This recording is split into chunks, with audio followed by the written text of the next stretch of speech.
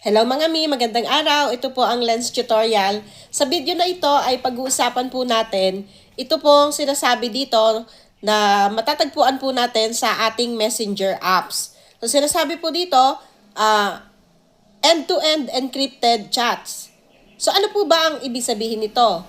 Meron po akong napanood na dalawang tutorial video mula po sa dalawang magkaibang bigatin po na vlogger. So paano ko po nasabi na bigatin na vlogger? Kasi marami po silang mga followers. Nasa 60K, ganun po. Tapos yung isa ay nasa 20K. So marami silang mga followers talaga. Tapos yung mga videos nila, mga 1,000 din ang mga views. So, ibig sabihin, maraming nakanood ng videos nila.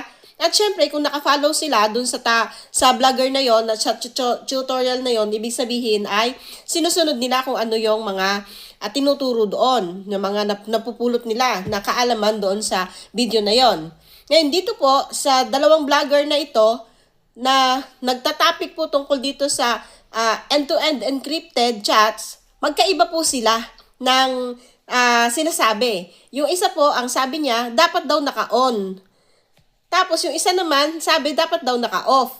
Ngayon, tayo po na kung mapapanood nyo rin ang video nila na magkaiba sila ng kanilang mga opinion tungkol dito, ano po ang gagawin o ano po ang talagang ididesisyon? Ito po ba ay dapat i-off o ito po ba ay dapat i-on? So, para po tayo makabuo ng desisyon na tama, ay hindi po ito naaayon sa gaano kasikat ang nagsasalita. Di po ba? Sabi nga, tignan mo yung, pakinggan mo yung sinasabi, hindi yung, wag mong tignan yung nagsasalita. So, hindi po ito sa pasikatan, kundi para sa katotohanan. Ano po ba ang dapat? I-on o ito o i-off? So, dito po sa video na ito ay kayo pa rin ang magdidesisyon, pero bibigyan ko kayo ng kaalaman kung bakit kailangan tong i-off o kung bakit kailangan to na i-on.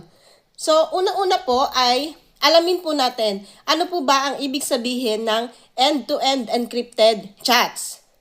So, dito po sa Google, dyan sa taas, mababasa nyo dyan na sinasabi po dito sa Google na ang end-to-end encryption, ito ay isang seguridad ng Facebook o ni Meta na kung saan ang sender at ang receiver lang ang nakakabasa at nakakarinig ng yung pinag-uusapan nila, kung ano yung mensahe nila.